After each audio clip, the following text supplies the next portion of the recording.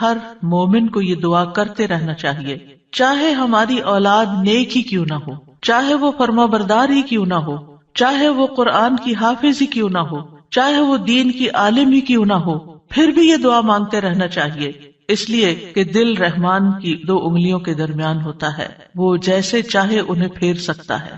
ہمیں نہیں معلوم کہ آج اگر ہماری اولاد دین پر ہے تو کل اس کا مستقبل کیا ہوگا، اس لیے کبھی بھی اس بارے میں بے فکر نہیں ہونا چاہیے۔ نیک سے نیک ترین اولاد بھی ہو، تہجد گزار بھی ہو، صائم اور قائم ہو، لیکن پھر بھی دعا کرتے رہیں۔ اگر آپ کی اولاد نیک ہے تو آپ کی دعائیں ان کی نیکی میں استقامت اور اضافے کا سبب بنے گی، یعنی وہ مزید نیک بنے گی، ان کے اندر مزید استقامت آئے گی، اور پھر اسی طرح ان کا ایمان بھی بڑھے گا۔ اور اگر وہ نیک نہیں ہے اور اگر وہ آپ کی آنکھوں کی ٹھنڈک نہیں ہے تو اس دعا سے انشاءاللہ وہ آپ کی آنکھوں کی ٹھنڈک بنیں گے۔ تو ہم سب کو بھی یہ دعا کرتے رہنا ہے کہ اے اللہ ہماری اولاد کو نیک بنا اور ان کو متقین کا امام بنا، یعنی تقوی والوں کی صحبت میں ہوں اور تقوی والوں میں بھی سب سے آگے ہوں، تقوی والوں کو بھی مزید لیڈ کرنے والے ہوں، ان کی رہنمائی کرنے والے ہوں، اور پھر یہ کہ وہ ہماری آنکھوں کی ٹھنڈک بھی ہوں، یعنی جہاں وہ رب کے پسندیدہ ہوں وہاں وہ ہمارے لیے بھی باعث سکون ہو۔ اس کے ساتھ ساتھ انسان کے لیے لازم ہے کہ وہ اپنی اولاد کی نیک تربیت بھی کرتا رہے، کیونکہ تربیت کی کوشش کرنا جو ہے ایک صبر آزما کام ہے۔ اسی لیے اس آیت کے بعد جو آیت آتی ہے اس میں صبر کرنے والوں کی جزا جنت میں غرفہ بتائی گئی ہے۔ عربوں کے ہاں گھر کے اندر جتنے بھی کمرے ہوتے ہیں ان میں سے سب سے بہترین کمرہ غرفہ کہلاتا ہے، یعنی سب سے اعلیٰ ترین درجہ۔ تو جنت میں بھی جب غرفہ کی بات ہے تو اس سے مطلب کوئی ہائی رائز بلڈنگ نہیں ہے، کیونکہ وہ ایک جگہ پر آتا ہے نا کہ غرفات پر غرفات مبنیہ ہوں گے، تو اس سے مراد یہ ہے کہ جنت کے اعلیٰ ترین مقامات اللہ تعالیٰ ان کو عطا کرے گا جو صبر کے ساتھ تربیت بھی کرتے رہیں گے اور صرف اپنی تربیت اور اپنی کوشش کو کافی نہیں سمجھیں گے بلکہ اللہ تعالیٰ سے دعا بھی کریں گے۔ اور بہت دفعہ ایسا بھی ہوتا ہے کہ ہم تربیت میں پوری کوشش کر لیتے ہیں لیکن اس کا اثر اولاد میں نظر نہیں آتا، اولاد آپ کی ایکسپیکٹیشن پہ پوری نہیں اترتی، آپ جیسے ان کو دیکھنا چاہتے ہیں ویسے وہ نظر نہیں آتے۔ کیا ہم نوح علیہ السلام کی تربیت پہ کوئی شک کریں گے؟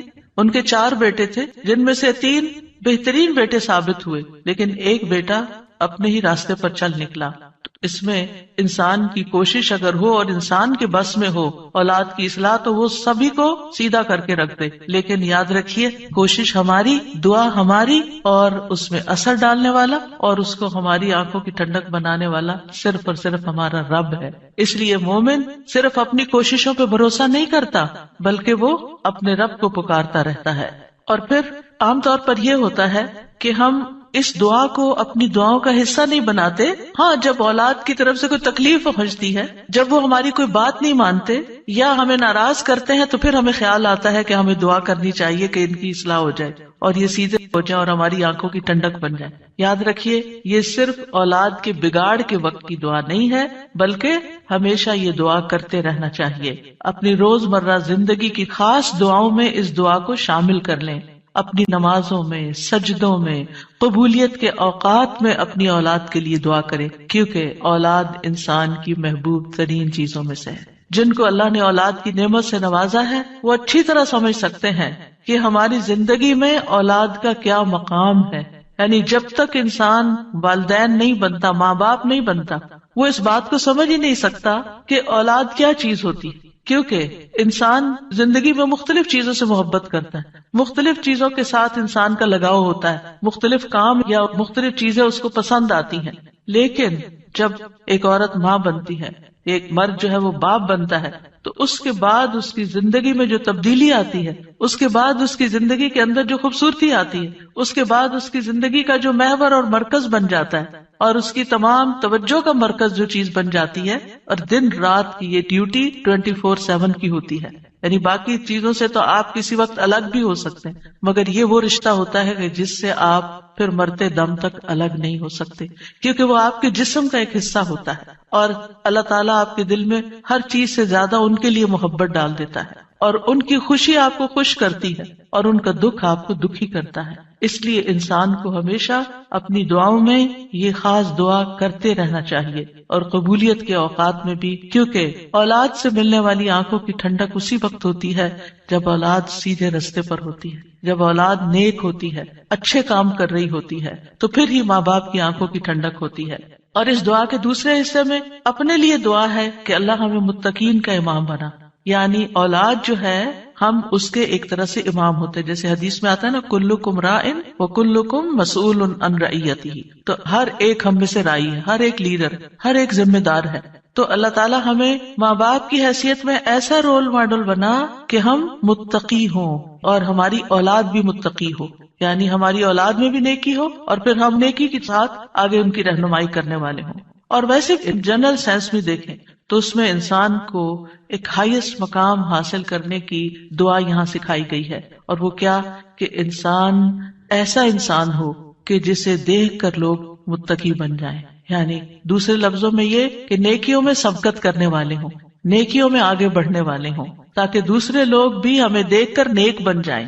مثلاً اگر ایک مرد اول وقت میں مسجد میں جا کر نماز پڑھتا ہے تو اس کے بچوں پر اس کا کیا امپریشن ہوگا، یعنی اگر باپ ذمہ دار ہے تو بچے بھی دیکھ کر کہیں گے کہ ہاں ہمیں بھی یہی کام کرنا ہے، کیونکہ بچے ابتدائی زندگی میں خاص طور پر باپ کو ماں کو بہت فالو کر رہے ہوتے ہیں۔ پھر اسی طرح اگر آپ کا پڑوسی آپ کو دیکھتا ہے، آپ کے کولیگز آپ کو دیکھتے ہیں کہ آپ کی توجہ سب سے زیادہ کس چیز کی طرف ہے، تو وہ بھی آپ کی دیکھا دیکھی نیکی کے کام میں آگے بڑھتے ہیں، آپ صدقہ کرتے ہیں، اور کوئی آپ کو دیکھ رہا ہے، آپ کا مقصد نہیں دکھانا، لیکن کسی کو نظر آ جاتا ہے تو آپ کو دیکھ کر وہ بھی شروع کر دیتا ہے، تو آپ اس کے کیا بن گئے، امام، یعنی آپ لیڈ کر رہے ہیں، آپ آگے ہیں اور وہ آپ کو فالو کر رہے ہیں۔ تو ہمیں یہ دعا کرنی چاہیے اپنے لیے کہ اللہ ہمیں نیکی کے کاموں کا امام بنا، متقین کا امام بنا۔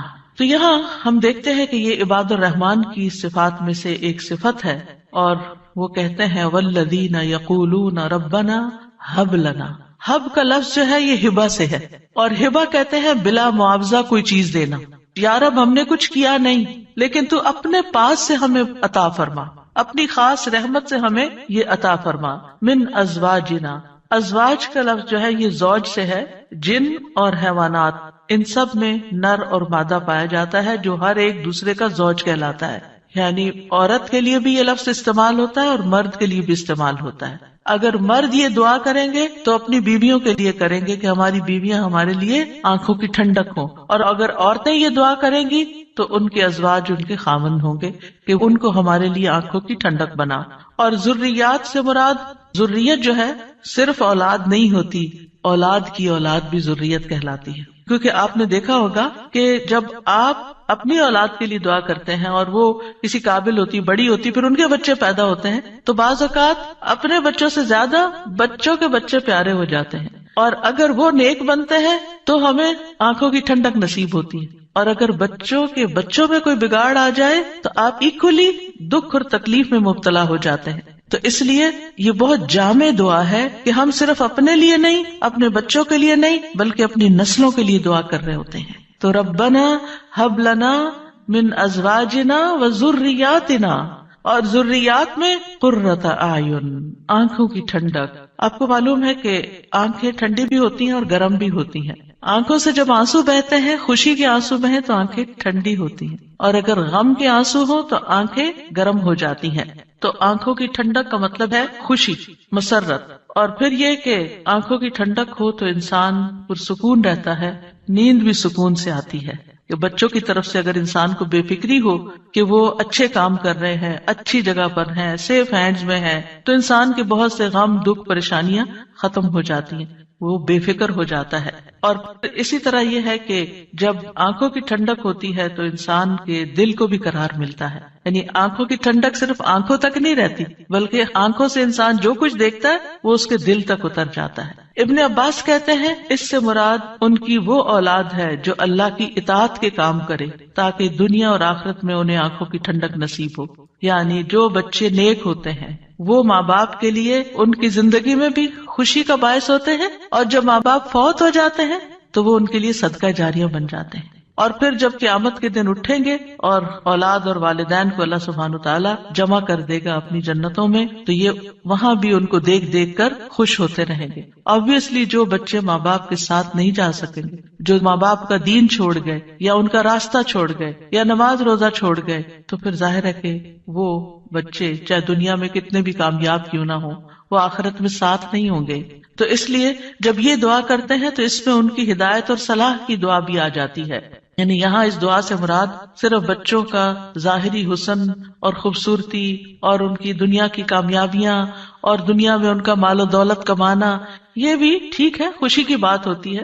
بچہ خوبصورت ہو تو ماں باپ کو بہت اچھا لگتا ہے، بچہ اگر کامیاب ہو، کوئی ڈگری کر لے تو ماں باپ کو بہت اچھا لگتا ہے، بچے کو اچھی جاب مل جائے تو ماں باپ بہت خوش ہوتے ہیں. اور جو ماں باپ صرف دنیا کے لیے جیتے اور جن کا مطلب اور مقصد، ایم اور گول صرف دنیا کمانا ہوتا ہے، وہ انہی باتوں پر خوش ہوتے رہتے ہیں. لیکن جو اہل ایمان ہوتے ہیں ان کی خوشی صرف اس چیز میں نہیں ہوتی، ان کی خوشی اولاد کی نیکی میں ہوتی ہے کہ ہماری اولاد نیک ہو. تو جب ہم یہ کہتے ہیں کہ ہمیں آنکھوں کی ٹھنڈک عطا کر، تو اس سے مطلب یہ ہوتا ہے کہ اللہ وہ تیرے اطاعت گزار ہوں، فرما بردار ہوں، خیر اور بھلائی کے کاموں میں آگے جانے والے ہوں، اللہ کی عبادت اچھے طریقے سے کرنے والے ہوں، گناہوں اور حرام کاموں سے بچنے والے ہوں.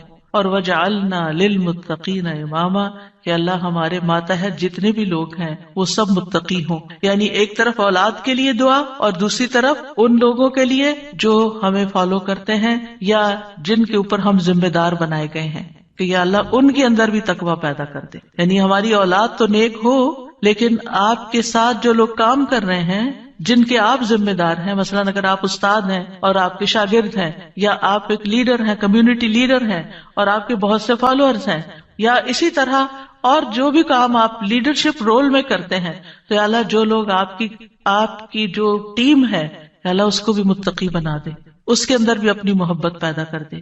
کتنی خوبصورت دعا ہے. ظاہر ہے کہ انسان انہی لوگوں کے ساتھ ہوتا ہے، یا تو گھر میں ہوتا ہے یا باہر کام پر ہوتا ہے. جب گھر میں ہوتا ہے تو کیا ہوتا ہے، بیوی اور بچوں کو دیکھ کر انسان اپنی آنکھیں ٹھنڈی کرتا ہے، اس کو ایک پرسکون ماحول ملتا ہے. اور جب وہ گھر سے باہر ہوتا ہے، اپنی جاب پر ہوتا ہے، اپنی ٹیم کے ساتھ ہوتا ہے، تو ان کی نیکی، ان کا اخلاق، ان کا تقویٰ دیکھ دیکھ کر اس کی آنکھیں ٹھنڈی ہوتی رہتی. سنسیئر مخلص ساتھیوں کا مل جانا یہ اللہ تعالیٰ کی بہت بڑی نعمت ہوتی ہے. اور پھر آپ دیکھیے کہ یہ نہ صرف ان کے تقویٰ کی دعا ہے، بلکہ جو خود متقی بننے کی خواہش رکھتا ہوگا وہی چاہے گا کہ اس کی ساتھی اور اس کے ماحول کے لوگ اور اس کے آس پاس کے لوگ تقویٰ والے ہوں. اور یہ معنی بھی اس کا بنتا ہے کہ یا اللہ تو ہمیں اتنا تقویٰ عطا کر کہ ہم متقین کے امام بن جائیں، یعنی ان متقین میں سے بھی سب سے آگے ہو تقویٰ میں. للمتقین اماما، یعنی ہمیں ہدایت کا امام بنا، لوگوں کو ہم سے ہدایت حاصل ہو، گمراہی کا امام نہ بنے. کیونکہ اللہ سبحانہ تعالیٰ نے خوش بخت لوگوں کے بارے میں فرمایا سورۃ الانبیاء میں، وَجَعَلْنَاهُمْ أَئِمَّةً يَهْدُونَ بِأَمْرِنَا وَأَوْحَيْنَا إِلَيْهِمْ فِعْلَ الْخَيْرَاتِ وَإِقَامَ الصَّلَاةِ وَإِيتَاءَ الزَّكَاةِ وَكَانُوا لَنَا عَابِدِينَ. اور ہم نے انہیں ایسے پیشوا بنایا جو ہمارے حکم کے ساتھ رہنمائی کرتے تھے، اور ہم نے ان کی طرف نیکیاں کرنے اور نماز قائم کرنے اور زکوٰۃ ادا کرنے کی وحی بھیجی، اور وہ صرف ہماری عبادت کرنے والے تھے. تو اس سے کیا پتہ چلتا ہے کہ ہم نے انہیں ایسا پیشوا بنایا جو ہمارے حکم کے ساتھ رہنمائی کرتے تھے. یہ ہے متقین کے امام، کہ جو اللہ کی مرضی اور اللہ ہی کے دی ہوئی جو تعلیم اور ہدایت ہے اس کے مطابق لوگوں کو گائیڈ کرتے ہیں، صرف اپنی من پسند چیزوں یا اپنی طرف سے چیزیں ایجاد نہیں کرتے. اور اہل شقاوت بدبخت لوگوں کے بارے میں آتا ہے وَجَعَلْنَاهُمْ أَئِمَّةً يَدْعُونَ إِلَى النَّارِ، ہم نے ان کو ایسے امام بنایا جو لوگوں کو آگ کی طرف بلاتے ہیں، جیسے فرعون تھا، ہارون اور اس طرح کے لوگ ان کو فالو کرتے تھے اور وہ خود بھی آگ کی طرف جانے والے. جیسے فرعون کے بارے میں آتا ہے یقدم قومہ یوم القیامۃ فاوردہم النار، کہ قیامت کے دن وہ اپنی قوم کو لیڈ کر رہا ہوگا اور انہیں آگ میں لے جا کے گرائے گا. تو اس لیے بہت ضروری ہے کہ ہم خیر میں اچھا نمونہ بنے. اور ویسے بھی آپ دیکھیں کہ انسان کے امپریشنز ہوتے ہیں، انسان جو کچھ کرتا ہے، اچھا کرتا ہے یا برا کرتا ہے، اس کے آثار ہوتے ہیں. یعنی آپ اچھا کرتے ہیں اور آپ کو دیکھ کے جتنے لوگ خاموشی سے اچھا کر لیتے ہیں وہ سارے آپ کے آثار ہو گئے، اور ان سب کی نیکی آپ کی نیکی میں جمع ہو گئی. اور آپ کو دیکھ کر اگر کوئی شخص غلط ٹرینڈ اختیار کرتا ہے تو اس کی قباحت بھی آپ کے پلے میں پڑ گئی. تو متقین کا امام بننے کے لیے یاد رکھیے دو چیزیں بڑی اہم ہیں، ایک ہے صبر اور دوسرے ہے یقین. صبر اور یقین، یہ دو چیزیں ہوں تو یہ مقام حاصل کیا جا سکتا ہے۔ اللہ تعالیٰ فرماتے ہیں وَجَعَلْنَا مِنْهُمْ أَئِمَّةً يَهْدُونَ بِأَمْرِنَا لَمَّا صَبَرُوا وَكَانُوا بِآيَاتِنَا يُوقِنُونَ، اور جب انہوں نے صبر کیا تو ہم نے ان میں سے ایسے امام بنائے جو ہمارے حکم سے رہنمائی کرتے تھے اور وہ ہماری آیات پر یقین رکھتے تھے۔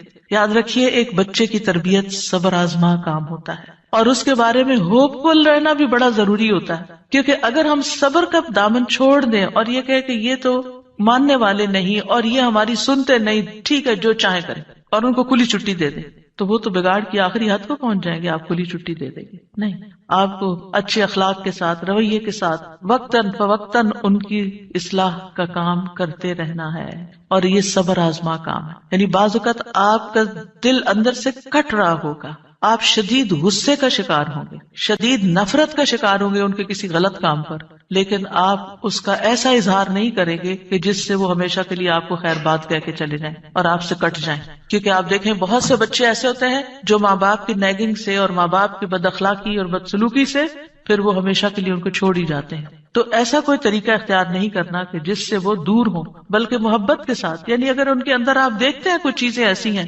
جو درست نہیں، تو محبت کے ساتھ اور صبر کے ساتھ دعائیں کرتے کرتے ان کی اصلاح کرتے جائیں۔ ہو سکتا ہے آپ اپنی زندگی میں نہ دیکھیں وہ دن جس کو آپ دیکھنا چاہتے ہیں، لیکن مرنے کے بعد آپ کو ان کی دعائیں پہنچ رہی ہیں، آپ کی وہ محنت ضائع نہیں جائے گی۔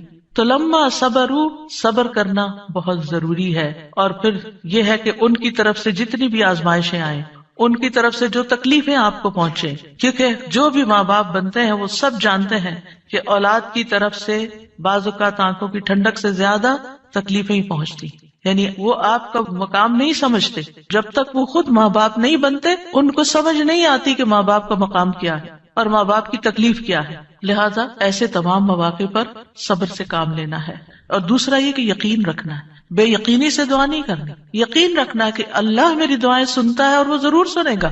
لم اکم بدعائک رب شقیا، اے رب میں تجھ سے دعا مانگ کر کبھی بدبخت ہوا ہی نہیں، تو دعاؤں کا سننے والا ہے۔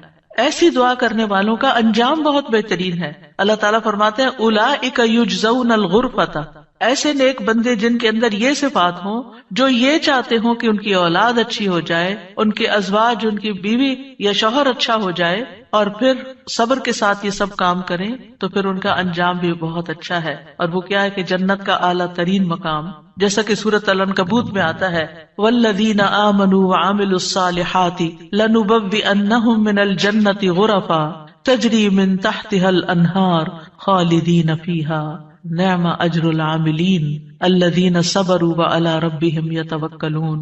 اور جو لوگ ایمان لائے اور انہوں نے نیک کام کیے، ہم انہیں ضرور ہی جنت کے اونچے گھروں میں جگہ دیں گے، یعنی بہترین مقام پر جگہ دیں گے، جن کے نیچے سے نہریں بہتی ہیں۔ یعنی اوپر جب ہوتا ہے تو نیچے کا سین زیادہ بہتر نظر آتا ہے، ہمیشہ ان میں رہنے والے ہیں۔ دنیا میں آپ اگر کوئی ایسی جگہ پر، کسی سی سائڈ پر، کسی بہترین سینری اور گرینری کے مقام پر، اونچے کسی ہائیسٹ فلور پر پینٹ ہاؤس خرید بھی لیں، رہ بھی لیں، لیکن آپ کو ہر وقت دھڑکا لگا رہتا ہے کہ پتہ نہیں کب دنیا سے چلے جانا ہے، یا اگر رینٹ پر رہ رہے ہیں تو پتہ نہیں کب یہاں سے نکلنا پڑ جائے، تو آپ پوری طرح انجوائے نہیں کر سکتے۔ یعنی انسان جتنا بھی چاہے دنیا میں کمپلیٹ انجوائمنٹ ہے ہی نہیں، کیونکہ اس کے ساتھ کئی مسائل اور کئی مشکلات ہوتی ہیں، لیکن آخرت میں بلند ترین مقامات میں فرمایا خالدین فیہا، وہ اس میں ہمیشہ رہیں گے، نکلنے کا، اس کو چھوڑنے کا، اس کے خراب ہونے کا، اس کی مینٹیننس کا کوئی فکر ہی نہیں ہے، صرف انجوائمنٹ ہی ہے۔ نعم اجر العاملین، لیکن یہ کس کو ملتا ہے؟ جو عمل کرتے ہیں، جو کام کرتے ہیں، جو محنت کرتے ہیں۔ کتنا اچھا اجر ہے عمل کرنے والوں کا۔ کون ہے وہ عمل؟ کیا دو عمل بتائے گئے؟ الذین صبروا وعلی ربہم یتوکلون، وہ جو صبر کرتے ہیں اور اپنے رب پر توکل کرتے ہیں، بھروسہ کرتے ہیں۔ اور اس کے علاوہ حدیث سے بھی اس مقام کو حاصل کرنے کی بات ہمیں پتہ چلتی ہے۔ نبی صلی اللہ علیہ وسلم نے فرمایا جنتی لوگ اپنے سے بلند کمرے والے کو، غرفہ والوں کو اپنے اوپر ایسے دیکھیں گے جیسے وہ دنیا میں چمکدار گہرے ستارے کو دیکھتے، اتنے بلند ہوں گے ان کے مقامات۔ آپ سوچئے کبھی آپ جب جہاز پر ونڈو سیٹ پر بیٹھے ہوتے ہیں تو آپ جب نیچے دیکھتے ہیں تو بعض بہت ہی خوبصورت مناظر نظر آتے ہیں، تو آپ سوچئے کہ جس کا گھر وہ ستارے کی جگہ پر ہو، اتنا بلند مقام اس کو مل چکا ہو، تو پھر اس کو کیا کچھ نظر نہیں آئے گا نیچے۔ فرمایا کہ جس طرح وہ دنیا میں چمکدار گہرے ستارے کو دیکھتے ہیں جو آسمان کے مشرقی یا مغربی کنارے میں بہت دور ہوتا ہے، ان میں سے ایک دوسرے سے افضل ہوگا۔ لوگوں نے عرض کیا یا رسول اللہ، یہ تو انبیاء کے محل ہوں گے جنہیں ان کے سوا اور کوئی نہ پا سکے گا۔ آپ نے فرمایا نہیں، اس ذات کی قسم جس کے ہاتھ میں میری جان ہے، یہ ان لوگوں کے لیے ہے جو اللہ پر ایمان لائے اور انبیاء کی تصدیق کی۔ ایک اور روایت میں آتا ہے، بے شک جنت میں ایسے غرف ہیں جنتی ان کے باہر والے حصے کو اندر سے دیکھ سکیں گے اور اندر والے حصے کو باہر سے دیکھ سکیں گے۔ اللہ نے یہ ایسے شخص کے لیے تیار کیے ہیں جو لوگوں کو کھانا کھلائے اور سلام عام کرے اور رات کو نماز ادا کرے جب لوگ سو رہے ہیں۔ اور الحمدللہ رمضان ایسا مہینہ ہوتا ہے کہ جس میں آپ یہ تینوں کام کر سکتے ہیں۔ آپ کی حرص ہوتی ہے کہ زیادہ سے زیادہ لوگوں کو افطار کرایا جائے، زیادہ سے زیادہ لوگوں تک راشن پہنچایا جائے، یعنی ان کو کھلایا جائے۔ اور جب آپ مسجد جاتے ہیں تو تراویح بھی ہوتی ہے اور بہت سے لوگ مل جاتے ہیں تو سلام پہ سلام ہو رہا ہوتا ہے، یا دینی مجالس کا زور ہوتا ہے رمضان میں جس میں لوگ اکٹھے ہوتے ہیں تو پھر ایک دوسرے سے ملاقات کر کے سلام کے مواقع آتے ہیں۔ اور یہ صرف رمضان ہی کے لیے نہیں ہے بلکہ سارا سال انسان ایسے کاموں کی رغبت رکھے، ایسے کاموں سے محبت کرے۔ اور ان کی جنت میں وہ کیا ہوگا، وَيُلَقَّوْنَ فِيهَا تَحِيَّةً وَسَلَامًا، وہاں ان کو سلام اور دعا دی جائے گی۔ تحیہ کہتے ہیں زندگی کی دعا دینا، یعنی ان کے استقبال کے لیے ایسے فرشتے موجود ہوں گے جو انہیں سلام بھی کریں گے اور سلامتی کی دعائیں بھی دیں گے۔ جب کوئی سلامتی کی دعا آپ کو دیتا ہے تو کتنا دل خوش ہوتا ہے، تو وہاں فرشتے ان کو دعائیں دے رہے ہوں گے۔ وہ جس نے موت اور زندگی کو بنایا تاکہ تمہیں آزما کر دیکھے، تمہارا امتحان لے کہ تم میں سے اچھے عمل کون کرتا ہے، صرف اچھے نہیں بہت اچھے، احسن، وہو العزیز الغفور، اور وہ زبردست بھی ہے، بخشنے والا بھی ہے۔ تو یہ زندگی چونکہ ایک عارضی زندگی ہے، اللہ سبحانہ تعالیٰ نے ہمیں پیدا کیا اور ہماری روحوں کو اس وقت تک انتظار میں رکھا جب تک ہم اس دنیا میں آئے نہیں۔ وہ ایک عالم تھا جس کی ہمیں کچھ خبر نہیں، کیونکہ اس وقت ہماری صرف روح تھی۔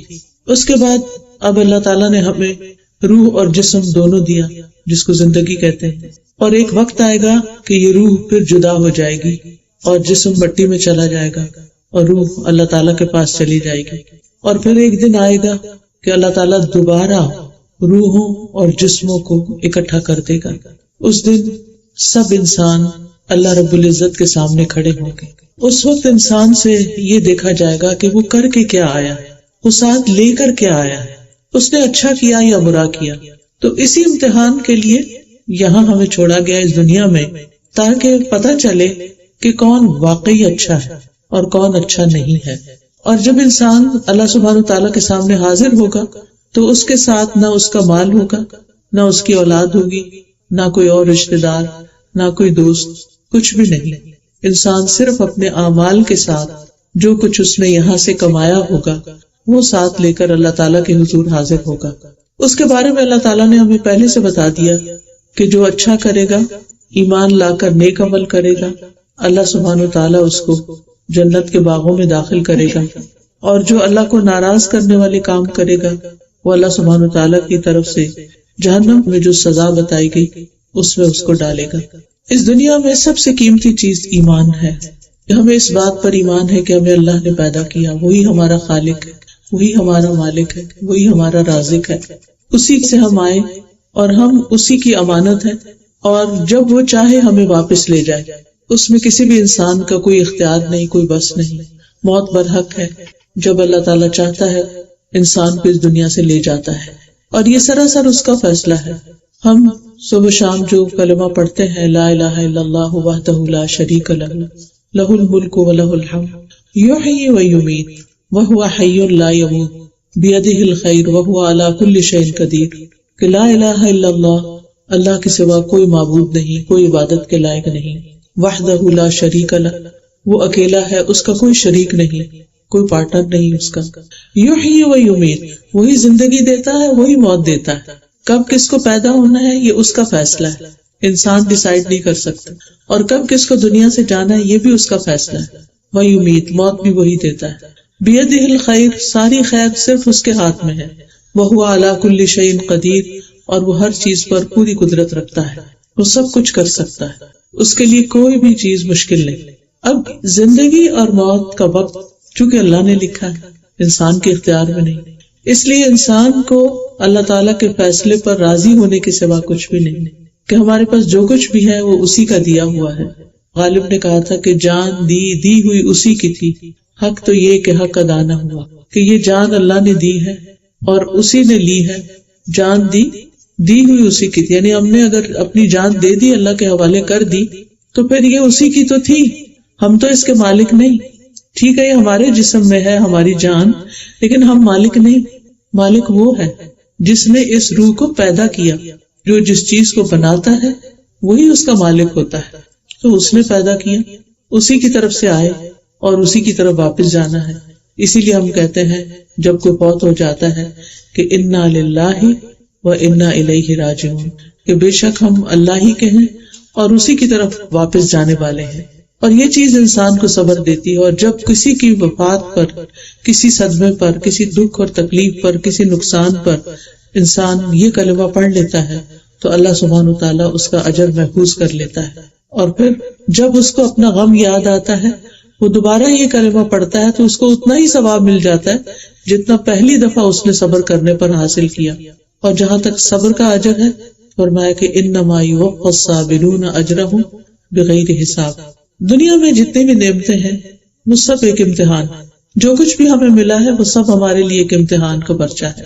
چاہے ہماری اولاد ہے، چاہے ہماری اپنی قابلیت ہے یا علم ہے یا مال و دولت ہے، جو کچھ بھی ہے سب امتحان ہے.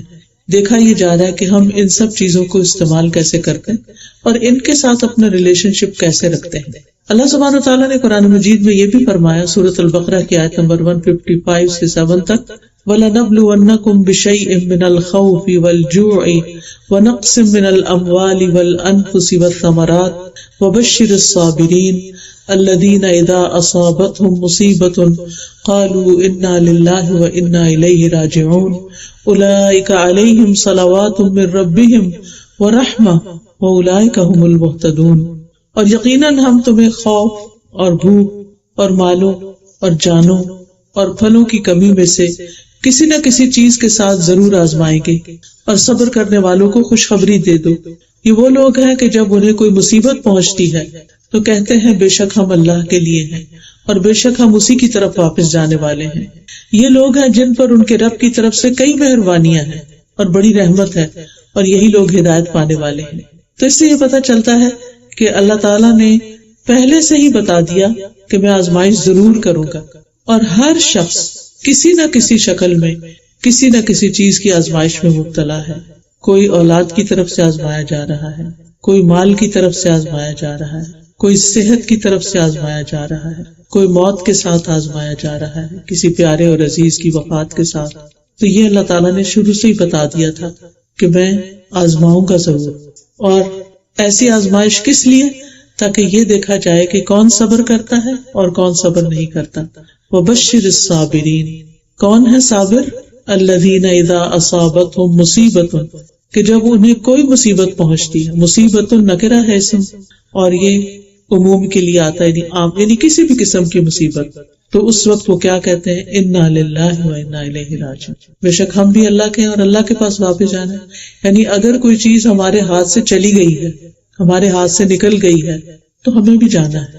دنیا کی کوئی بھی چیز پرماننٹ نہیں، یہاں کسی بھی چیز کو ہمیشہ نہیں رہے، نہ کسی انسان کو، نہ کسی درخت کو. کل من علیہا فان ویبقى وجہ ربک ذو الجلال والاکرام، ہر چیز فنا ہونے والی ہے اور باقی رہنے والا تو صرف تیرے رب ذو الجلال کا چہرہ ہی ہے. یعنی اللہ کے سوا باقی ہر چیز فنا ہونے والی، وہی خالق ہے. جب کچھ نہ تھا تو وہ تھا، اور جب کچھ نہ رہے گا تو وہ باقی رہے گا. اس لیے اس بات کی ہمیشہ سے توقع رکھنی چاہیے اور اس بات کے لیے پریپیئرڈ ہونا چاہیے اور ہمیشہ تیار رہنا چاہیے کہ ہمارے پاس جو کچھ بھی ہے یہ سب کچھ ہی جانے والا ہے. لہٰذا ان چیزوں کے ساتھ اتنا دل نہ لگایا جائے کہ ان کی جدائی مشکل ہو جائے. قدرتی بات ہے، اللہ نے ہمارے دل میں رشتوں کی محبت ڈالی ہے، بہن بھائیوں کی محبت ڈال دی ہے، بچوں کی محبت ڈالی ہے، انسانوں کی محبت ڈالی ہے. لیکن اس کا مطلب یہ نہیں کہ ہم ان سے اتنا دل لگا دیں کہ اپنے رب کو بھول جائیں. جب انسان کسی بھی چیز سے اپنے رب سے زیادہ محبت کرتا ہے تو اللہ تعالیٰ اسی چیز سے آزما لیتا ہے، کیونکہ اللہ تعالیٰ کو اس بات پہ غیرت آتی ہے کہ جس نے سب کچھ دیا ہے اس کو چھوڑ کر انسان کسی اور کی محبت میں مبتلا ہو جائے.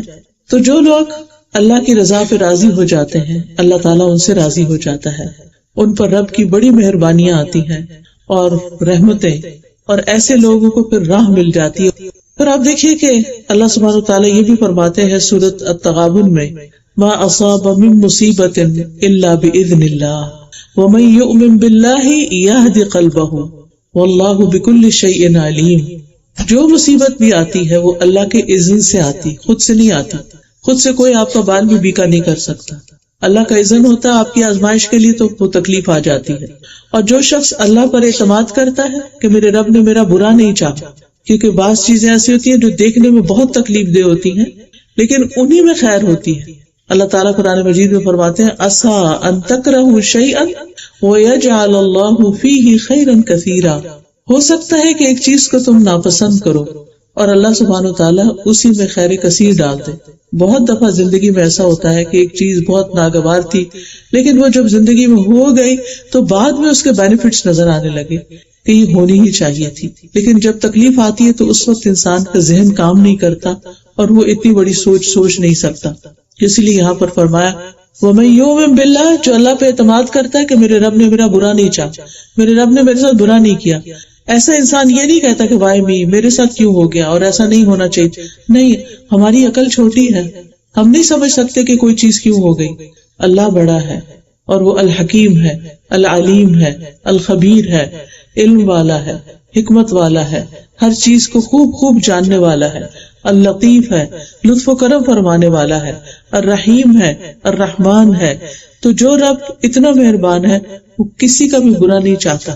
لیکن جب کوئی ایسی چیز آتی ہے جو ہمیں بری لگتی ہے تو ہمیں پھر بھی اللہ پہ اعتماد کرنا چاہیے. جیسے آپ دیکھیں کہ جن لوگوں کے اوپر آپ کا حسن ظن ہوتا ہے نا, اچھا گمان ہوتا ہے, تو ان کی طرف سے اگر کوئی شکایت بھی ہو تو آپ اس کو 10 عذر دیتے ہیں, نہیں اس کی یہ وجہ ہوگی, اس کی وہ وجہ ہوگی, اس لیے میرے ساتھ اس نے ایسی بات کہی, اس کا دل میرے لیے بہت اچھا, میں اس پہ ٹرسٹ کرتی ہوں. لیکن جس ریلیشن شپ پہ ٹرسٹ نہیں ہوتا وہاں سیدھی بات بھی الٹ لگتی. جب ہمارا اللہ پہ ٹرسٹ ہوگا, اللہ پہ توکل ہوگا, اللہ پہ بھروسہ ہوگا, تو اللہ کے کسی فیصلے پر ہم ناراض نہیں ہوں گے. ہم کہیں گے میرے حق میں یہی بہتر تھا. اب جیسے دنیا سے کوئی چلا جاتا ہے, کوئی عزیز, کوئی پیارا, تو بعض اوقات ہمیں سمجھ نہیں آتی کہ اتنی ینگ ایج میں کوئی چلا گیا, کیوں گیا. لیکن جب انسان اللہ پہ ٹرسٹ کرتا ہے تو سوچتا ہے کہ نہیں, یہ اس کے لیے شاید بہتر تھا. ہم نہیں سمجھتے اس کی حکمت, لیکن اللہ تو جانتا ہے. اس لیے امانت اسی کی تھی, اس نے واپس لے لی, میں اللہ کی رضا پہ راضی ہوں. تو جو شخص اس طرح سوچتا ہے وَمَن یُؤْمِن بِاللَّهِ یَهْدِ قَلْبَهُ, اللہ اس کے دل کو ہدایت دے دیتے ہیں, اللہ اس کا دل تھام لیتے ہیں, اللہ اس کے دل کو مضبوط کر دیتے ہیں. وَاللَّهُ بِكُلِّ شَيْءٍ عَلِيمٌ, اور اللہ تعالیٰ ہر چیز کو خوب جاننے والا ہے. رسول اللہ صلی اللہ علیہ وسلم نے فرمایا کوئی بندہ اس وقت تک مومن نہیں ہو سکتا جب تک وہ اپنی اچھی اور بری تقدیر پہ ایمان نہ لائے, یہاں تک کہ وہ جان لے کہ جو چیز اسے ملنے والی تھی وہ اس سے چوک نہیں سکتی تھی, اور جو چیز اس سے چوک گئی یعنی گم گئی, نہیں ملی اس کو, وہ کسی صورت اسے ملنے والی نہیں تھی. اسی طرح جو چیز جانے والی تھی اس کو جانا ہی تھا, یہ صرف ایک امتحان تھا زندگی میں. اور جس چیز سے ہمیں فائدہ پہنچنا ہے وہ فائدہ پہنچ کے رہے گا. کسی کی نظر, کسی کا حسد اور کسی کی تنگ دلی اس نعمت کو ہم سے دور نہیں کر سکتی. اللہ تعالیٰ فرماتے ہیں کل نفس ذائقۃ الموت, ہر جان کو موت کا مزہ چکھنا ہے. وَنَبْلُوكُمْ بِالشَّرِّ وَالْخَيْرِ فِتْنَةً وَإِلَيْنَا تُرْجَعُونَ, اور ہم تو تمہیں اچھے اور برے حالات سے آزماتے ہیں اور بالآخر واپسی تو ہماری ہی طرف ہے, یعنی جانا تو اسی کے پاس ہے. اور ہمیں جو خیر ملی ہے وہ بھی امتحان ہے, اور جو شر آیا ہے وہ بھی امتحان ہے. اور پھر سبحان اللہ, رسول اللہ صلی اللہ علیہ وسلم نے فرمایا اللہ جس کے ساتھ بھلائی کا ارادہ کرتا ہے, جس کا اچھا چاہتا ہے, اس کو مصیبت میں مبتلا کر دیتے, کیونکہ مصیبت میں پڑھ کے انسان اللہ سبحانہ وتعالیٰ کی طرف رجوع کر لیتا ہے, اللہ سے اپنی گناہوں کی معافی مانگتا ہے, اللہ سبحانہ وتعالیٰ کے ساتھ اپنی غلطیوں اور اپنی کوتاہیوں کا اعتراف کرتا ہے. دنیا سے اس کا دل اچاٹ ہوتا ہے, دنیا سے اس کا اعتماد ختم ہوتا ہے, اور اللہ سبحانہ وتعالیٰ پر اس کا اعتماد بڑھ جاتا ہے, اور اس مصیبت کو بھی وہ پازیٹیولی دیکھنے لگتا ہے. نبی صلی اللہ علیہ وسلم نے فرمایا مسلمان کو جو بھی پریشانی, بیماری, رنج و ملال, تکلیف اور غم پہنچتا ہے, حتیٰ کہ اسے ایک کانٹا بھی چبھ جاتا ہے تو اللہ تعالیٰ اسے اس کے گناہوں کا کفارہ بنا دیتے ہیں. یعنی مومن کے حق میں تکلیف بھی خیر کا باعث ہوتی ہے.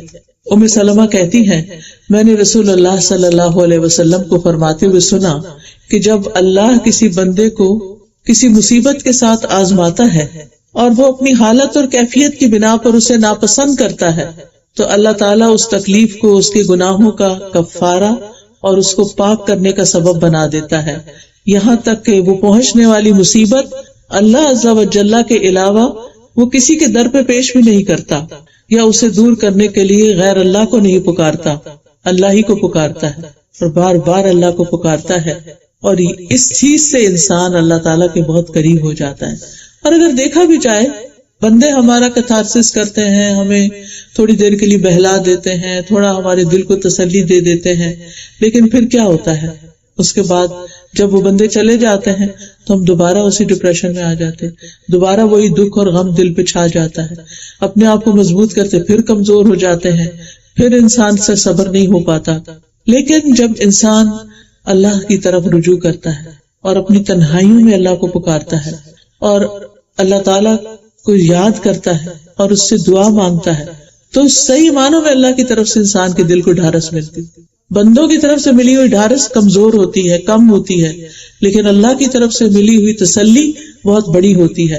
قرآن مجید میں اللہ تعالیٰ فرماتے ہیں الیس اللہ بکاف عبدہ، کیا اللہ اپنے بندے کے لیے کافی نہیں؟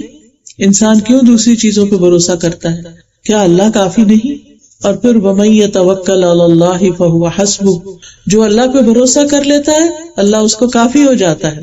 اسی لیے ہم کہتے ہیں حسبی اللہ ونعم الوکیل، نعم المولا ونعم النصیر، مجھے میرا رب کافی ہے اور وہ بہترین مولا ہے، بہترین مددگار ہے، بہترین کام آنے والا ہے. اس لیے جب کوئی تکلیف پہنچے تو انسان اپنے ذکر کی ڈوز بڑھا دے، اللہ سے باتیں زیادہ کرے، اللہ سے مدد مانگے، جیسا کہ قرآن پاک میں اللہ تعالیٰ فرماتے ہیں وَاسْتَعِینُوا بِالصَّبْرِ وَالصَّلَاةِ، کہ اللہ سے مدد مانگو صبر کے ساتھ اور نماز پڑھ کے، دعا کر کے. یہ دو چیزیں انسان کو مضبوط کرتی ہیں. نبی صلی اللہ علیہ وسلم پر جب کوئی تکلیف آتی تھی تو آپ فوراً نماز کی طرف جاتے تھے. اور میرے والد بتاتے ہیں کہ جب ان کی والدہ یعنی میری دادی جو تھی، ہمارے والد کے 4-5 بہن بھائی تھے جو پیدا ہونے کے کوئی 5 سال بعد، کوئی 10 سال بعد ایسے فوت ہوتے کہ ایک کے بعد ایک، ایک کے بعد ایک، یعنی سوائے میرے والد اور چچا کے کوئی نہیں بچا، یا پھوپھی ایک، سب فوت ہو گئے. تو کہتے ہیں کہ میری دادی جو تھی وہ جس وقت کو بچہ فوت ہوتا تھا اس کے اوپر کپڑا ڈال کے خود اس کے پاس نماز کے لیے کھڑی ہو جاتی اور اللہ سے خوب خوب دعائیں کرتی. تو جو ان کی دوستیں یا اور خواتین تھی وہ کہتی کہ اس کو تو اپنی اولاد کا مرنے کا کوئی غم ہی نہیں ہے. غم کس کو نہیں ہوتا؟ یہ کسی سے پوچھ کے غم کرنا ہوتا ہے. یعنی خاص طور پر ماں کا تو جسم جڑا ہوتا ہے بچے کے ساتھ. آپ کو پتا نہیں کہ جب بچہ پیدا ہوتا ہے تو وہ اس کی ایک نالی کاٹتے ہیں اس کو الگ کرنے کے لیے، کیونکہ وہ اسی سے خوراک لے رہا ہوتا ہے. وہ پورے کا پورا اس کا جسم ماں کے پیٹ کے اندر بنا ہوتا ہے، وہ اس کے جسم کا ٹکڑا ہوتا ہے، اس کے جگر کا ٹکڑا جس کو کہتے ہیں. تو یہ کیسے ہو سکتا ہے کہ کسی بچے کی وفات پر ماں کا دل نہ دکھے؟ لیکن وہ ماں اگر اپنے غم اور دکھ کی فریاد صرف اللہ سبحانہ تعالیٰ سے کرتی ہے تو عام طور پر لوگ اس غلط فہمی میں پڑ جاتے ہیں کہ شاید اس کو غم ہی نہیں. حضرت یعقوب علیہ السلام سے جب یوسف علیہ السلام سال ہر سال کے لیے بچھڑ گئے، کوئی چھوٹی آزمائش تھی؟ بہت بڑی آزمائش تھی. تو وہ اپنے بچوں کے سامنے بھی ذکر نہیں کرتے تھے، وہ تنہائی میں اللہ سے فریادیں کرتے تھے اور فرماتے انما اشکو بثی وحزنی الی اللہ واللہ بصیر بالعباد، میں اپنے غم اور دکھ کی فریاد اللہ سے کرتا ہوں. اللہ بندوں کے حال کو دیکھنے والا ہے، اللہ میرا حال بھی دیکھتا ہے. اللہم انک تسمع کلامی وتری مکانی، اللہ میری باتیں تو سن رہا ہے اور میری حالت کو تو دیکھ رہا ہے. لہذا سب سے زیادہ اسٹرانگ چیز انسان کو تھامنے والی اللہ سبحانہ تعالیٰ سے مضبوط تعلق ہے، اور ہر آنے والی تکلیف انسان کا تعلق مضبوط کرتی ہے پہلے سے بھی زیادہ. اور پھر یہ اللہ سبحانہ تعالیٰ کے قرب کی نشانی ہوتی ہے. جس کو اللہ تعالیٰ اپنے قریب کرنا چاہتا ہے، جس کو اللہ تعالیٰ اپنا بنانا چاہتا ہے، اس کا دل دوسروں سے ہٹا دیتا ہے اور پھر اس کے اندر صبر بھر جاتا ہے. ابن تیمیہ کہتے ہیں کہ اللہ تعالیٰ نے اپنی کتاب میں 90 سے زیادہ مقامات پر صبر کا ذکر کیا ہے. تقویٰ کا ذکر 145 دفعہ آیا ہے، لیکن صبر کا ذکر 90 دفعہ ہے. یعنی پورے قرآن میں 90 بار صبر کی تلقین ہے. اور اجر کتنا بڑا بتایا ہے. نبی صلی اللہ علیہ وسلم کو براہ راست بھی تلقین کی گئی، وَاصْبِرْ وَمَا صَبْرُكَ إِلَّا بِاللَّهِ وَاصْبِرْ لِحُكْمِ رَبِّكَ. تو انسان کے لیے تکلیف کے موقع پر صبر درجات کی بلندی کا سبب بن جاتا ہے. اور اللہ تعالیٰ نے ایسے لوگوں کی تعریف کی ہے، وَالصَّابِرِينَ فِي الْبَأْسَاءِ وَالضَّرَّاءِ وَحِينَ الْبَأْسِ أُولَئِكَ الَّذِينَ صَدَقُوا وَأُولَئِكَ هُمُ الْمُتَّقُونَ. خصوصاً وہ لوگ جو تنگ دستی، تکلیف اور لڑائی کے وقت صبر کرنے والے ہیں، یہی لوگ ہیں جنہوں نے سچ کہا، اور یہی متقی لوگ ہیں.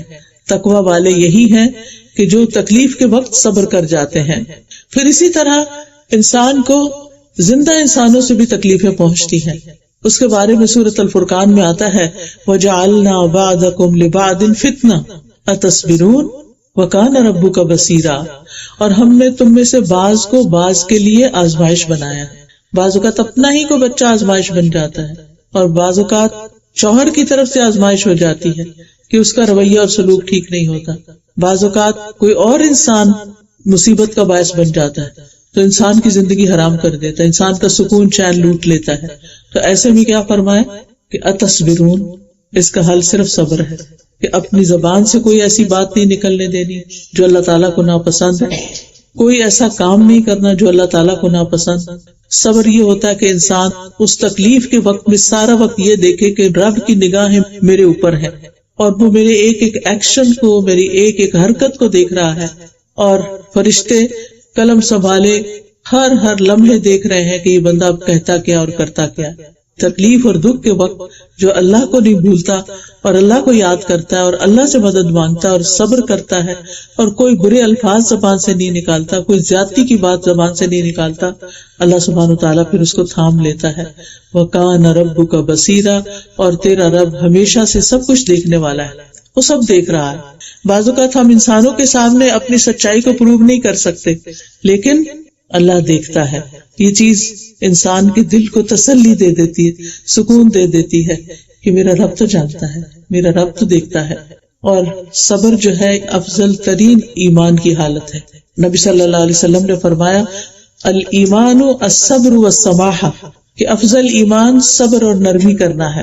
پھر اسی طرح خسارے سے بچنے کے لیے بھی صبر کرنا ضروری ہے. سورۃ العصر میں اللہ تعالیٰ فرماتے ہیں، والعصر ان الانسان لفی خسر الا الذین آمنوا وعملوا الصالحات وتواصوا بالحق وتواصوا بالصبر. اور یہ بڑی ہمت کا کام ہوتا ہے، آسان نہیں ہے. صرف اللہ کی توفیق سے ہی انسان صبر کر سکتا ہے، لیکن صبر سے بڑی کوئی نعمت کسی کو نہیں ملی. حدیث میں آتا ہے، وَلَن تُعْتَوْا عَطَاءً خَيْرًا وَأَوْسَعَ مِنَ الصَّبْرِ، کہ کسی شخص کو صبر سے بہتر اور کشادہ تر نعمت کوئی نہیں ملی. یعنی جس کو صبر مل گیا گویا اس کو بہت بڑی نعمت مل گئی، کیونکہ صبر کے ساتھ ہی اجر ہے.